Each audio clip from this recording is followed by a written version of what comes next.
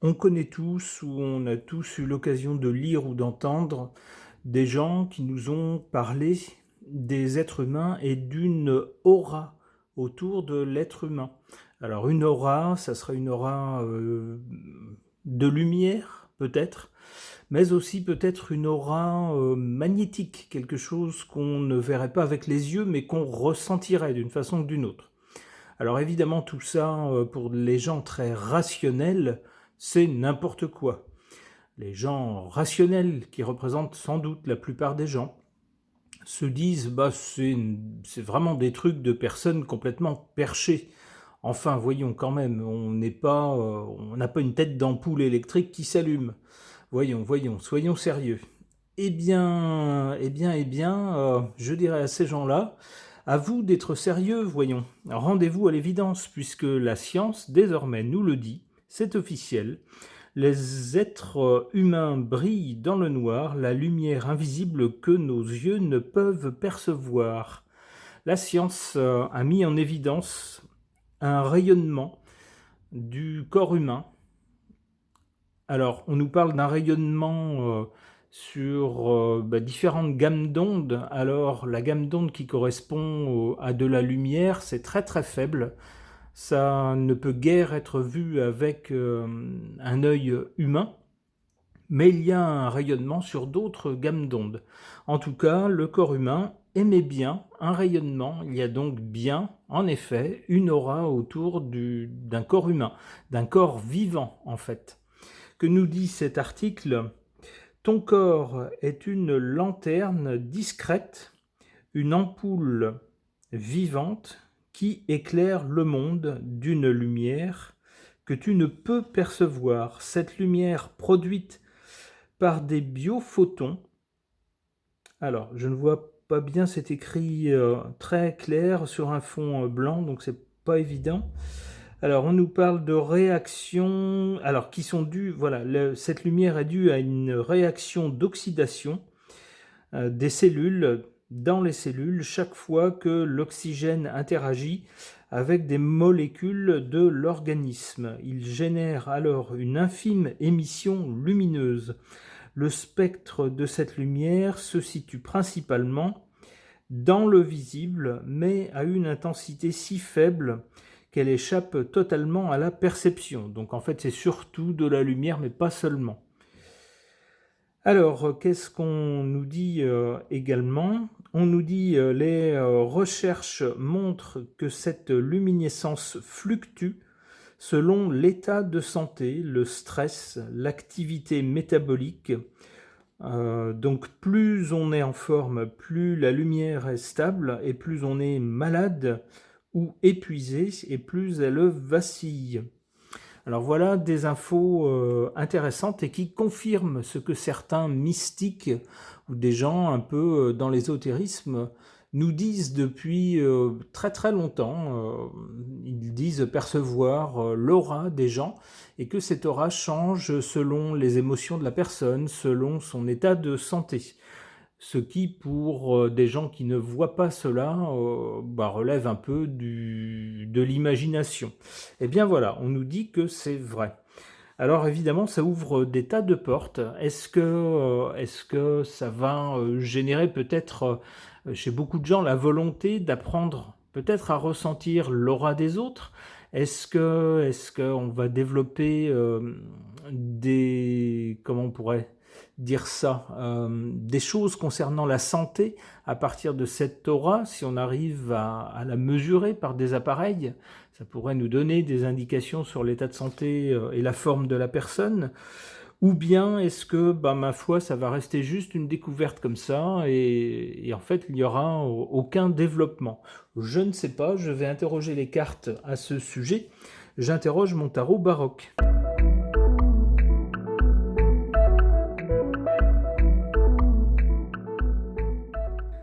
Alors, voilà un tirage très parlant à ce sujet. Pour moi, c'est assez clair. Qu'est-ce qu'on a? On a ici du côté du passé le pendu. Que nous dit le pendu? Eh bien, il nous dit que dans le passé, ma foi, il n'y avait pas grand-chose qui bougeait. D'ailleurs, le pendu ne peut pas bouger. Vous le voyez, il est attaché. Pourquoi? Eh bien, il y avait d'une part les mystiques qui soit voyaient cette aura autour des gens, des êtres vivants. Donc pour eux, la question ne se posait pas puisqu'ils la voyaient. Donc pour eux, c'était bien une réalité. Et puis les gens qui croyaient, qui trouvaient que c'était convaincant et donc se ralliaient à cette conception. Et puis d'un autre côté, il y avait tous les gens qui ne voyaient pas cette aura et qui n'y croyaient pas et pour qui tout ça c'était des bêtises, des âneries. Il y avait ces deux camps et puis c'était figé comme ça et rien ne bougeait. Mais maintenant, avec les découvertes de la science, tout change. C'est ce que nous dit la roue de fortune. On nous parle de changement et d'évolution. Ça évolue, eh bien, dans quel sens? Avec, ici, du côté de l'avenir, le battleur. Le battleur nous parle de nouveautés, d'idées, d'initiatives, de choses nouvelles. On tente des choses nouvelles, on invente des choses nouvelles. Alors on peut penser que ça va être lié justement à cette découverte et que ça pourrait être quelque chose d'innovant dans le domaine médical.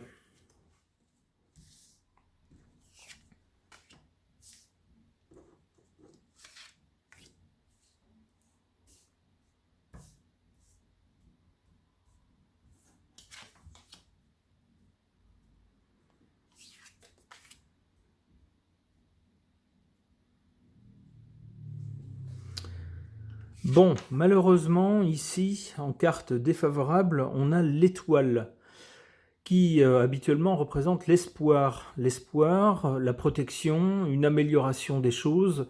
Ici, donc, avec cette carte en position négative, défavorable, on nous dit il faut pas trop en attendre. Il faut pas attendre une révolution, c'est pas la peine d'espérer que tout va changer grâce à cette découverte. Pourquoi? Eh bien, c'est peut-être cette carte qui nous donne la réponse. En position favorable, cette fois-ci, on a la papesse. La papesse nous parle d'intelligence. Alors bien sûr, lorsqu'on comprend quelque chose, jusqu'ici, cette histoire d'aura, c'était plus de la croyance qu'autre chose. Mais cette fois-ci, c'est plus de la croyance. C'est quelque chose qui est constaté, mesuré de façon scientifique, démontré, analysé et compris. Tout ça, ça relève de la papesse qui nous parle d'intelligence, de gens intelligents et de gens dépassionnés. On n'est pas dans la croyance, on n'est pas dans l'émotion, on est au contraire dans les chiffres, on est dans le constat, on est dans l'analyse, l'étude, la compréhension. D'ailleurs, on voit ici un livre ouvert, c'est-à-dire que on cherche à comprendre les choses. Ici, avec la mesure de cette aura, on a compris. Mais la papesse également est quelqu'un qui communique assez peu. Il se pourrait donc que les choses qu'on a découvertes ici, avec ce constat d'une aura autour des êtres vivants, et les choses qu'on a comprises, eh bien, pour l'instant, puisqu'on est sur la ligne du présent ici, pour l'instant, on les garde pour soi. Les chercheurs, les gens qui analysent, vont sans doute garder pour eux les choses importantes qu'ils ont comprises grâce à la découverte et à la mesure de cette aura.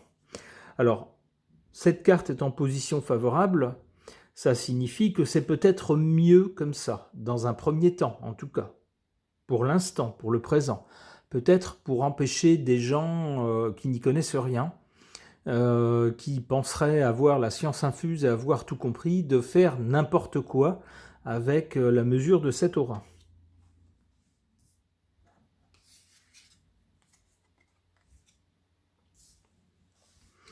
Alors du côté de l'avenir, donc avec le battleur, on a bien des initiatives, des nouveautés qui vont être prises grâce à la découverte de cette aura. Mais avec l'ermite, on nous dit que ça va prendre du temps. Ça ne sera pas facile et ça va prendre du temps. C'est des choses qui ne vont pas s'imposer ou être disponibles pour tout le monde demain matin. Ça va prendre un peu de temps, d'autant plus qu'on a, surtout en France, alors ailleurs aussi sans doute, mais c'est probablement plus net en France, on a un corps médical qui est très rigide, très fier, pour lequel seules les choses qui ont été apprises dans son propre milieu, on est dans l'entre-soi, seules les choses qui ont été apprises dans le petit milieu médical ont de la valeur. C'est-à-dire que tout ce qui vient du champ un peu ésotérique et qui pourrait représenter une autre approche de la médecine, oh là là, surtout pas, oh là là, non, ça c'est des charlatans, c'est des gens un peu foufous, oh là là, faut surtout s'en méfier, non, seule la médecine officielle définie par ceux qui la pratiquent, hein, bien sûr. C'est toujours plus intéressant de limiter la seule pratique à ce qu'on fait soi-même, comme ça on déglingue tous les autres et puis on se crée son petit précaré. Il n'y a que ça qui compte, d'où un cheminement long, difficile sans doute, de choses qu'on pourrait appliquer ou inventer grâce à cette découverte.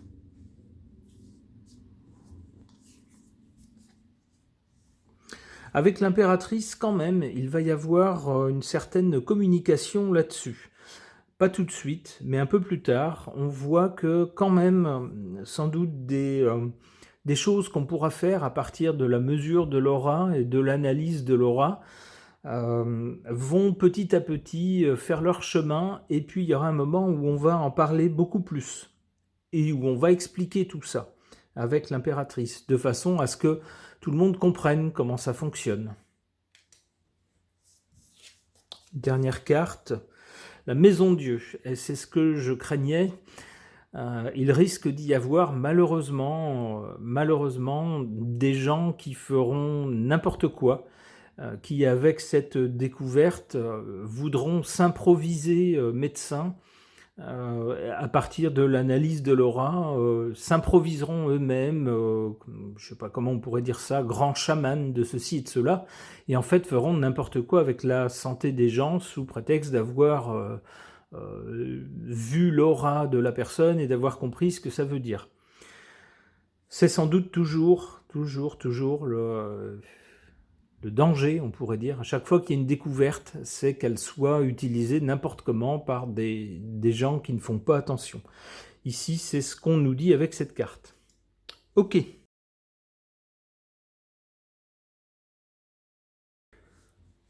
Concernant la découverte scientifique d'une aura lumineuse principalement, mais pas seulement, en fait un rayonnement autour des corps vivants, en particulier humains, mais pas seulement, on peut penser aux animaux également, par exemple, et sans doute aussi les plantes.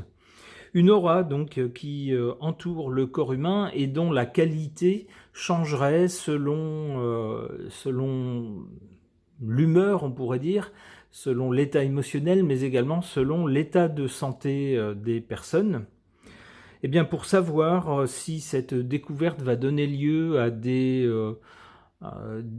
innovations, peut-être dans le champ de la santé, pour aider les gens, j'interroge cet oracle de la triade.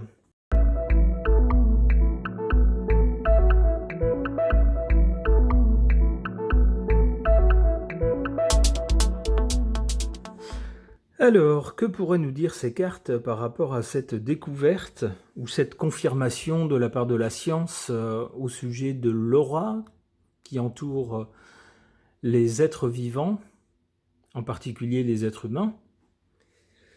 On a ici du côté du passé la prière. La prière, ça relève de l'irrationnel. On croit en quelque chose qui n'est pas concret, matériel, qui est plutôt de l'ordre soit de l'intuition, soit de la foi, mais qui n'est pas quelque chose de démontré, quelque chose de concret.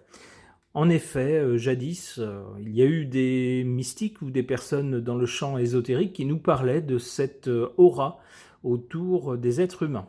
Pour les gens rationnels, tout ça c'était des bêtises, des billevesées, des âneries. Mais voilà maintenant que la science met en évidence cette croyance, elle la prouve par A plus B. C'est un constat qui est fait, c'est mesuré, c'est prouvé. Et alors ça sert à quoi? Eh bien ça devrait nous servir normalement pour notre protection. En effet, si on peut voir l'état de l'aura d'une personne, on pourrait dire tout de suite si la personne est en bonne santé ou si elle est troublée par des émotions, peut-être de la colère, de la dépression, vous voyez ce genre de choses qui peut-être altèrent la qualité de son aura et donc euh, on peut le penser à terme sa santé si la personne ne se reprend pas rapidement. Eh bien, ça devrait donc nous servir pour nous protéger. Si on pouvait voir la qualité de notre aura, on pourrait se dire « Ah tiens, là il y a un truc qui ne va pas ». Donc je vais essayer de me concentrer pour essayer de trouver ce qui ne va pas, où est la faiblesse chez moi, et puis éventuellement me soigner. Pour l'avenir, on a cette carte du pardon. Alors, je ne sais pas trop ce qu'on a à se faire pardonner. Ici, on voit surtout de l'eau qui est versée sur du feu. Alors, je ne sais pas comment il faut interpréter cette carte. Je verrai avec d'autres cartes.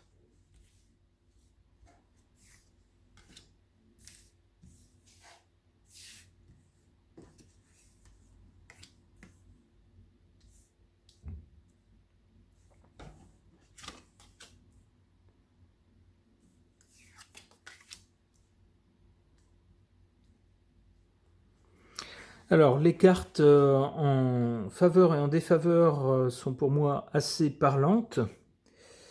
On a d'abord en carte favorable cette carte de l'éternité. Alors, cette découverte qui nous permettrait de savoir facilement et rapidement si quelqu'un est en bonne santé ou pas, devrait nous permettre justement d'intervenir plus rapidement si une personne a vraiment quelque chose qui ne va pas. Donc ça devrait aller dans le sens d'une meilleure santé. Alors éternité peut-être pas, mais en tout cas pour des personnes qui par exemple ont une maladie cachée, une maladie assez sournoise et qui vient progressivement, qui ne montre pas de signes extérieurs, si ce n'est peut-être un peu de fatigue, un peu, vous voyez, un peu de faiblesse. Et donc de telle façon qu'on ne le voit pas avec des examens classiques. Et bien là, avec l'examen de l'aura, ça pourrait apparaître. Et ça pourrait permettre de prendre certaines maladies assez tôt, au stade où elles sont encore guérissables facilement. Et ça pourrait donc permettre aux gens de vivre plus longtemps, en tout cas certaines personnes. C'est effectivement une bonne chose. En carte défavorable, la fusion. Ce genre d'approche de la santé par l'examen de l'aura, ça pourrait, dans un monde idéal, venir en complément de la médecine classique, la médecine cartésienne telle qu'elle est actuellement enseignée dans les universités. Mais ici, cette carte est en position défavorable. On peut penser que le milieu traditionnel de la médecine va prendre de très haut et avec beaucoup de condescendance cette découverte et dire ça c'est des croyances de bonnes femmes, c'est n'importe quoi, ça ne sert à rien, ça ne nous est d'aucune utilité, on ne veut rien avoir à faire avec ça. Et donc la fusion, nous dit-on en tout cas pour le présent, n'a pas lieu. Le milieu cartésien de la médecine ne voulant rien avoir à faire avec ce genre de découverte qui, sans doute, pour ce milieu, relève de l'ésotérisme, des gens sans doute un peu perchés. C'est dommage. Alors, du côté de l'avenir, donc, cette carte du pardon. Qu'est-ce qu'on a sur cette carte? On voit ici une coupelle d'eau qui est versée sur le feu. Eh bien, peut-être qu'à l'avenir, la polémique entre les tenants justement d'une médecine cartésienne telle qu'elle est enseignée à présent, et puis les gens qui approchent la médecine différemment, peut-être par le biais d'autres croyances, de choses héritées, de traditions, et qui, ma foi, peuvent avoir aussi leur valeur, pourquoi pas, à partir du moment où il y a un résultat concret et intéressant, pourquoi ne pas s'y intéresser? Eh bien, c'est le cas de cette histoire d'aura qui relevait jusqu'à présent de la croyance, mais qui maintenant est prouvé scientifiquement. Eh bien, ça va peut-être éteindre le feu de l'antagonisme entre les scientifiques et puis les ésotériques. Les gens qui croient en des choses qui ne sont pas toujours prouvées, et puis les scientifiques qui ne s'en tiennent qu'aux chiffres et aux choses mises en évidence et démontrées concrètement.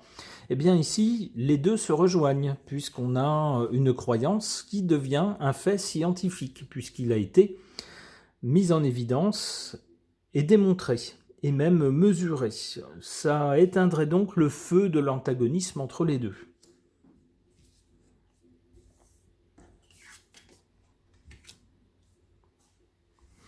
Alors avec l'eau, ici, on a, moi ça m'évoque immédiatement les émotions. Alors les émotions, c'est bien quelque chose dont on nous parle dans l'article en présentation et qui nous dit que c'est un facteur qui altère l'aura autour des êtres vivants. Comme quoi, peut-être qu'à l'avenir, on va se concentrer également sur ça, c'est-à-dire attention aux émotions négatives. Lorsque vous vous entretenez dans certaines émotions négatives. Alors c'est pas très sympa de dire ça, je pense que les gens ne font pas exprès d'être déprimés, font pas exprès d'être tristes, font pas exprès d'être en stress, mais c'est vrai qu'il y a certaines personnes qui ne cherchent moins activement que d'autres à s'en sortir. Eh bien peut-être qu'à l'avenir, on va justement, grâce à l'analyse de l'aura, du rayonnement d'une personne, mettre en évidence que ces émotions négatives, alors ponctuellement on voit qu'elles altèrent l'aura, mais peut-être que si elles s'installent durablement, elles finissent par affecter la santé de façon négative. C'est peut-être ce qu'on va pouvoir constater.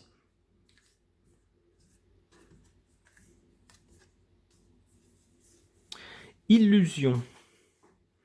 Alors, illusion, ça pourrait également nous dire qu'il ne faut pas non plus attendre monts et merveilles de cette découverte, qu'il y a peut-être des gens qui vont justement nous dire « Ah bah avec cette découverte, on va pouvoir résoudre tous les problèmes de santé ». Il va suffire de lire, de faire une lecture d'aura ou de mesurer le rayonnement qu'émet une personne pour pouvoir faire un diagnostic et puis tout de suite trouver la solution. Attention, non. Attention aux illusions également. Ça ne fait pas tout. C'est pas parce qu'on a découvert une chose que ça va résoudre tous les problèmes.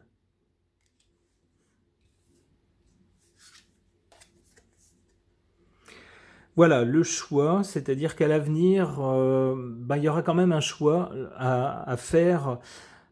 Est-ce que pour chaque personne, est-ce qu'on choisit de s'en remettre seulement à la médecine telle qu'on la connaît maintenant, la médecine cartésienne, avec des examens, avec des résultats chiffrés, et puis tout le reste, genre ça, la lecture d'aura, mais ça peut être aussi d'autres approches de la médecine, de l'état de santé. Est-ce qu'on réfute totalement le reste? Est-ce qu'on rejette totalement le reste pour rester uniquement sur la médecine telle qu'on la connaît maintenant? Ou alors est-ce qu'on s'ouvre ici, comme on le voit ici, il y a plusieurs chemins, plusieurs approches. Est-ce qu'on s'ouvre à d'autres approches qui sans doute sont complémentaires? Ma foi, pourquoi les refuser si elles peuvent apporter quelque chose? Ou une façon pour les gens malades d'être soignés ou d'avoir une meilleure santé? Ou encore, autre possibilité, d'abandonner complètement la médecine telle qu'on la connaît maintenant pour se jeter à corps perdu dans les médecines alternatives en se disant c'est la panacée, ça peut tout faire. Alors sans doute que la voie la plus sage n'est aucun des deux extrêmes, mais sans doute la voie du milieu, c'est sans doute le plus sage. Bien sûr, on ne peut pas inciter qui que ce soit à faire des choix à sa place. Chacun fait ses choix selon sa libre conscience et selon ce qu'il pense être le mieux. Alors on espère quand même que cette découverte permettra d'apporter un plus dans la santé et permettra de soigner les gens, sans doute en prenant plutôt des choses qui sinon ne se voient pas, des affections, des problèmes, des maladies qui sinon ne se voient pas avant que ce soit peut-être trop tard. Si on peut empêcher ça, ça sera un sacré pas en avant. Ce tirage est maintenant terminé, merci de l'avoir suivi.